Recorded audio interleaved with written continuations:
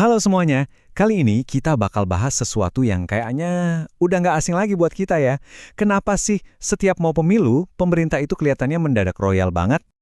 Pernah nggak sih Anda ngerasa kok deket-deket pemilu gini pemerintah jadi baik banget ya? Tiba-tiba ada banyak program baru, bansos cair, proyek di mana-mana. Ini cuma perasaan kita aja ya? Atau emang ada polanya? Oke, yuk kita bedah lebih dalam lagi soal fenomena belanja jor-joran sebelum pemilu ini.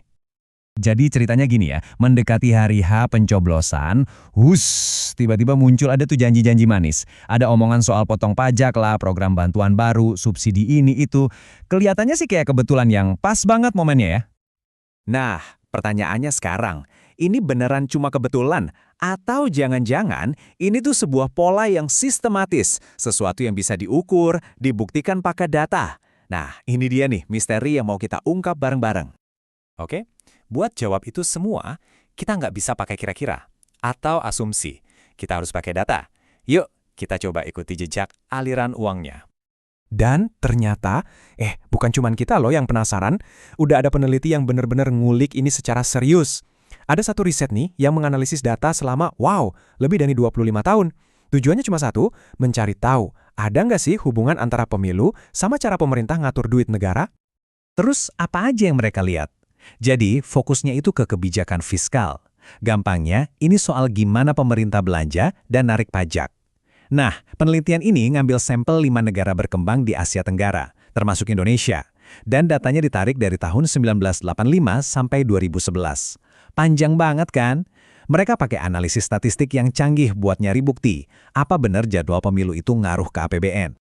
Dan hasilnya? Wah, setelah semua angka dan data itu diolah, muncullah sebuah pola yang jelas banget.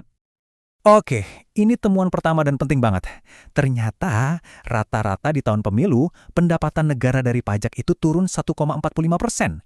Kelihatannya mungkin kecil ya, tapi jangan salah, ini penurunan yang signifikan secara statistik. Artinya, ya pemerintah emang cenderung lebih longgar dalam narik pajak pas mau pemilu. Nah, di sisi lain, pas pendapatannya turun, coba tebak apa yang terjadi sama belanjanya. Justru naik, sebesar 0,34%. Lagi-lagi angkanya kelihatan kecil, tapi ingat, ini 0,34% dari APBN yang angkanya triliunan rupiah. Jadi intinya duit yang dikeluarin malah lebih banyak. Oke, sekarang kita satuin ya dua fakta tadi. Pemasukan dari pajak turun, pengeluaran malah naik. Hasilnya apa? Ya jelas, defisit anggarannya jadi makin gede. Dan ini semua puncaknya terjadi pas banget mau pemilu. Nah, ini udah bukan kebetulan lagi kan? Ini jelas sebuah pola.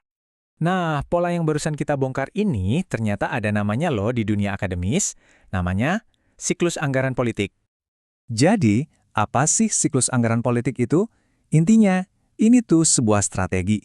Pemerintah yang lagi berkuasa atau petahana sengaja bikin kebijakan fiskal jadi lebih longgar sebelum pemilu. Caranya, yaitu tadi, potong pajak atau naikin belanja. Tujuannya, biar pemilih senang, biar kelihatan berhasil atau kompeten, dan ujung-ujungnya, biar kepilih lagi. Ini logikanya dapet banget sih. Coba deh bayangin kita jadi petahana. Pemilu sebentar lagi, kita harus nunjukin hasil kerja kan? Nah, cara paling gampang apa? Pakai alat yang kita punya, anggaran negara. Kasih diskon pajak, belontorin bansos, pemilih kan langsung ngerasain manfaatnya, walau mungkin cuma sesaat. Dan, ya ini bisa banget naikin peluang buat menang lagi. Ada temuan menarik lainnya loh dari riset ini. Ternyata siklus kayak gini tuh efeknya jauh lebih kuat di negara demokrasi berkembang, kayak kita, dibandingin negara maju. Kenapa bisa gitu? Nah, salah satu alasannya karena di negara berkembang sering ada yang namanya informasi asimetris. Gampangnya, pemilih itu nggak selalu punya akses informasi yang lengkap. Jadi keputusan milihnya seringkali jadi lebih impulsif, lebih didasarin sama keuntungan jangka pendek yang kelihatan mata. Oke, jadi kita udah tahu polanya ada dan nyata. Terus kenapa? So what? Kenapa kita harus peduli? Nah, ini dia bagian pentingnya. Mari kita lihat apa aja konsekuensinya. Jadi, biasanya nih, setelah pesta pemilu selesai, bakal ada hangover-nya di bidang ekonomi. Belanja besar-besaran tadi bisa bikin inflasi naik, harga-harga jadi mahal, terus defisit anggaran yang bengkak itu artinya utang negara juga nambah. Dan yang nggak kalah serem, bisa muncul efek crowding out.